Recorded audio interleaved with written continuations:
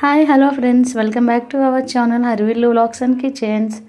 Today మనం simple వేలో మామిడికాయ పప్పు ఏ విధంగా ప్రిపేర్ చేయాలో తెలుసుకుందాం.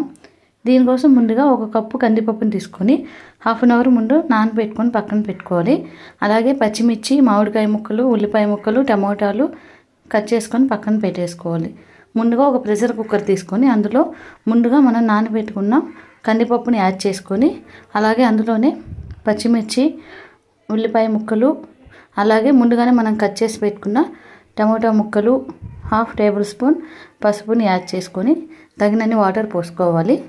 తర్వాత ఒక చిన్న బౌల్లో మామిడికాయ ముక్కలను తీసుకొని అదే కుక్కర్లో పెట్టుకొని కుక్కర్ మూత క్లోజ్ చేసుకొని ఒక 4 విజిల్స్ వచ్చేంత వరకు బాగా ఉడికించుకోవాలి. తర్వాత స్టవ్ ఆఫ్ చేసేసుకొని ప్రెషర్ అంతా పోయే వరకు పక్కన పెట్టుకోవాలి. ప్రెషర్ పోయిన తర్వాత మూత తీసి చూస్తే కందిపప్పు అనేది చక్కగా ఉడికిపోయి ఉంటుంది. ఈ మామిడికాయ ముక్కలను సపరేట్ చేసి కందిపప్పుని మెత్తగా మ్యాష్ చేసుకోవాలి.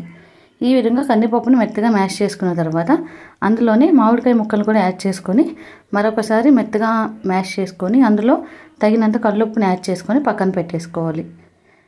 తర్వాత స్టవ్ ఆన్ చేసుకొని మరొక కడాయి తీసుకొని అందులో కొంచెం ఆయిల్ యాడ్ చేసి అందులోనే 1 టేబుల్ స్పూన్ తాలింపు గింజలు, అలాగే కొంచెం ఉల్లిపాయ ముక్కలు, 4-5 వెల్లుల్లిపాయలు, 2 ఎండుమిరపకాయలు, అలాగే 2 ఉప్పు మిరపకాయలను కూడా యాడ్ చేసుకొని ఇవి మొత్తం లైట్ గోల్డెన్ కలర్ వచ్చేంత వరకు బాగా ఫ్రై చేసుకున్న తర్వాత చివరికి అందులోనే ఒక రెమ్మ కరివేపాకును వేసుకొని స్టవ్ ఆఫ్ చేసేసుకొని ముందు మనం మ్యాష్ చేసి పెట్టుకున్న కందిపప్పులు వేసుకొని అందులోనే తగినన్ని వాటర్ను కూడా యాడ్ చేసుకోవాలి.